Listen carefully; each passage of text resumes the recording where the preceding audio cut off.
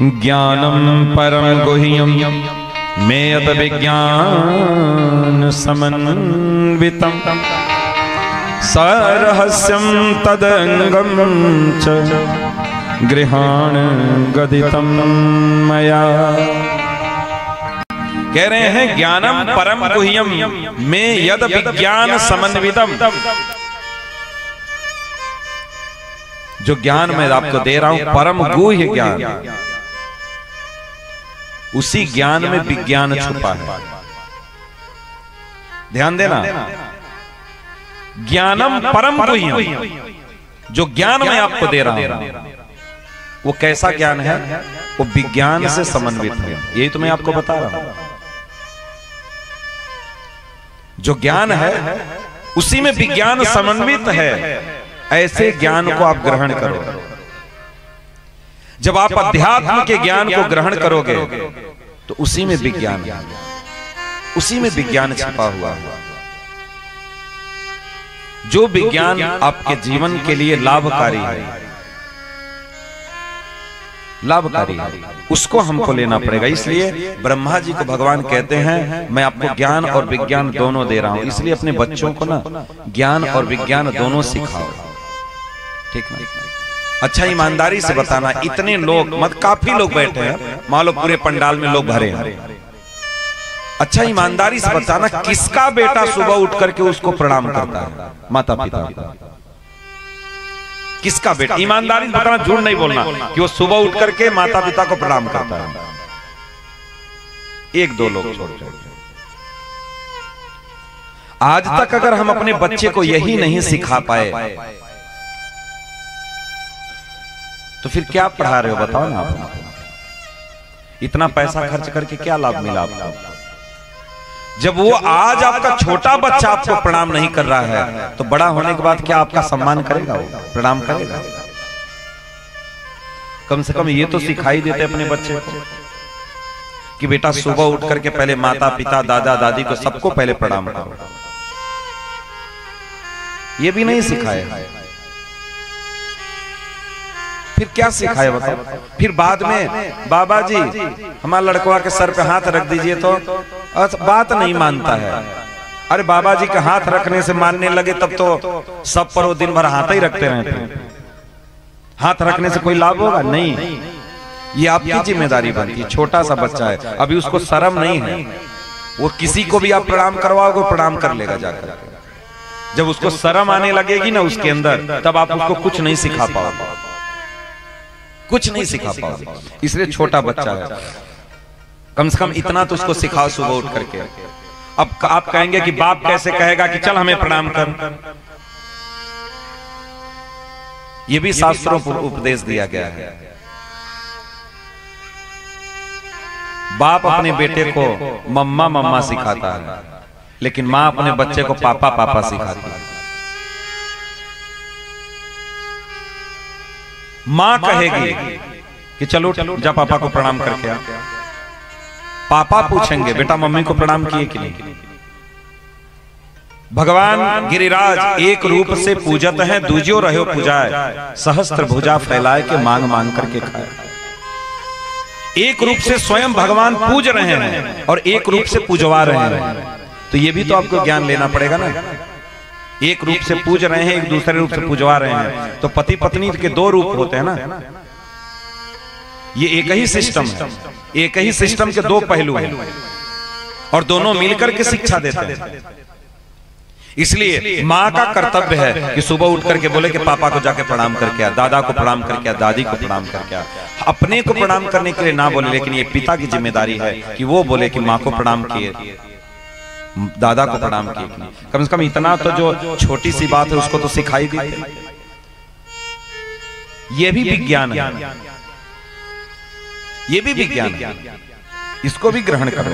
इसलिए ज्ञानम परम गुह्यम, जो गुह्य है वो क्या है? ज्ञान का गुह्य क्या है?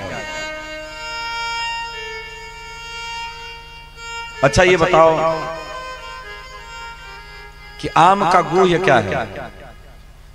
छिलका है, उसकी कुसुली है, या उसका रस है? उसका रस, उसके छिलका से मतलब नहीं है, उसके गुठली से मतलब नहीं, उसके रस से मतलब है। तो ज्ञान का मतलब क्या है? ज्ञान का गुह्य क्या है? ज्ञान का गुह्य है उस ज्ञान से जो आपको सुख मिलता है। और वो सुख क्या है? आपकी संतान आपके आंखों के सामने आपको आनंद प्रदान करे। जिस ज्ञान का प्रयोग आप अपने जीवन में नहीं कर सकते, आप अपनी संतान के जीवन में नहीं ला सके, उस ज्ञान का क्या लाभ है? उस ज्ञान का क्या लाभ है? इसी बात को मैं पहले दिन बोला था, विद्या ददाति विनयम विनया ददाति पात्रताम पात्रत्वा धनमाप्नोति धनात् धर्मम तथा सुख। विद्या ददाति विनयम, विद्या की प्रॉपर्टी है, उसका गुण है उसके अंदर विनय होना, शील गुण होना, उसके अंदर धैर्य होना, उसके अंदर सामंजस्य होना। क्या वो है? उसकी प्रॉपर्टी है, ये विद्या की प्रॉपर्टी है, गुण है।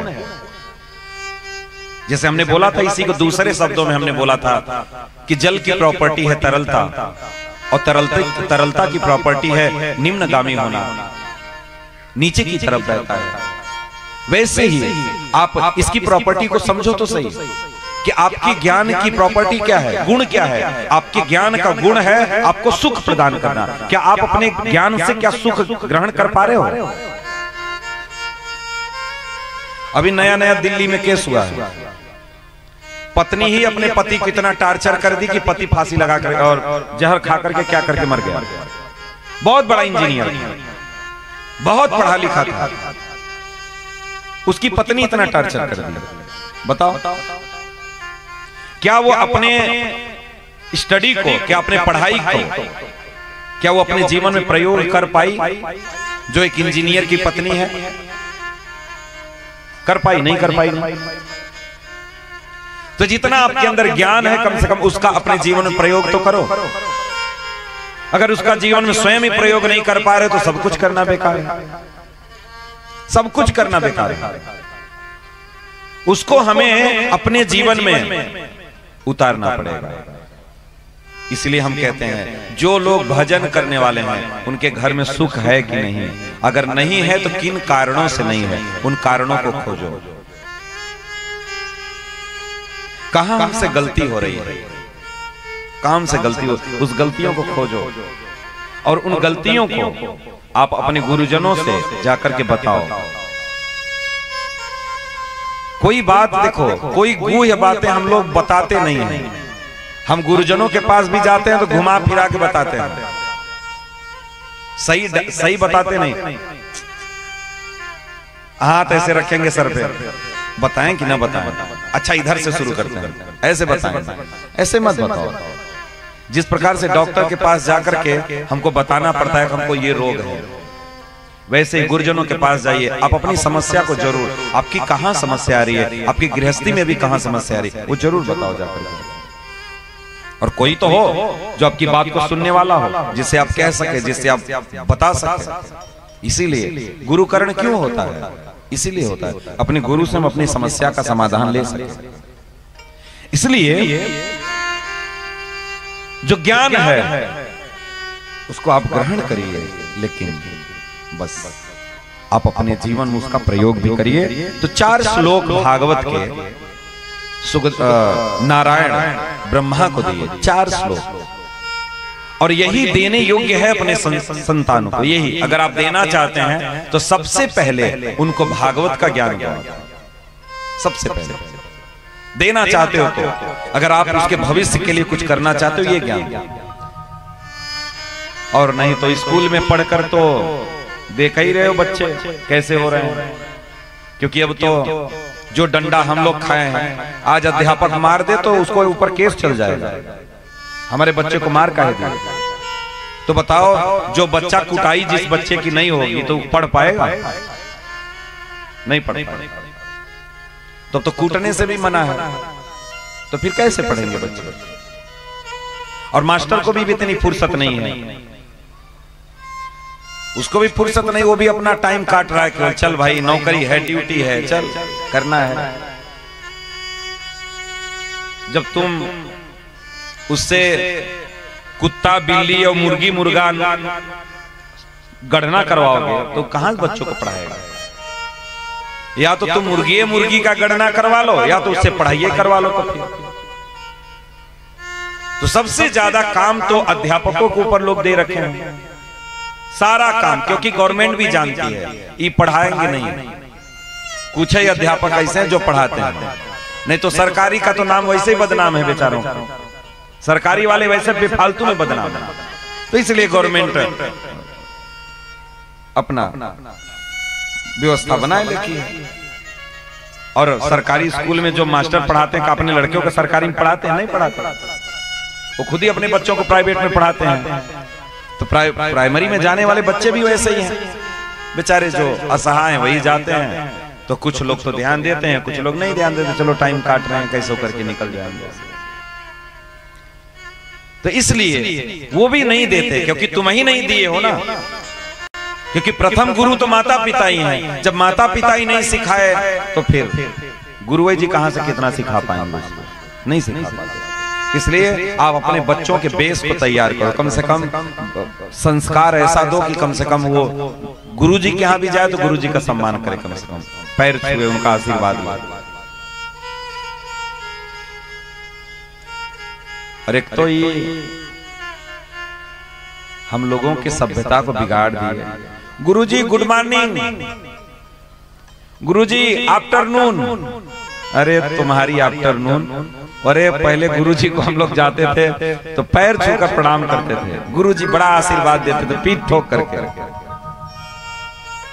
अब तो ताक उधर रहा है, गुरुजी गुड मॉर्निंग, बस हो गया, उससे काम कैसे काम चलेगा?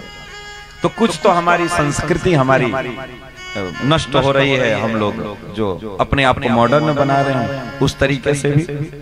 लेकिन हम यही निवेदन करेंगे आप लोगों से कि आप लोग अपने बच्चों को भागवत का ज्ञान जरूर दीजिए, अध्यात्म का ज्ञान जरूर दीजिए। अच्छा, कल से ही अपने बच्चों को ये बात कौन सिखाना शुरू कर देगा कि सुबह उठ करके माता पिता को प्रणाम करना चाहिए? कौन कौन? हाथ उठाओ। अभी शर्म लग रही इनको, मतलब नहीं सिखाना चाहती, जूता खाना चाहती हो आप। अब तो कम से कम स्वीकार करो कि हाँ हमसे अभी तक गलती हो गई, कल से हाँ ऐसा हम स्वीकार करते, कल से बच्चों को शिक्षा देंगे। ये बुरी बात थोड़ी है माता पिता को उठ करके सुबह प्रणाम करवाना। सिखाओ अपने बच्चों, कहो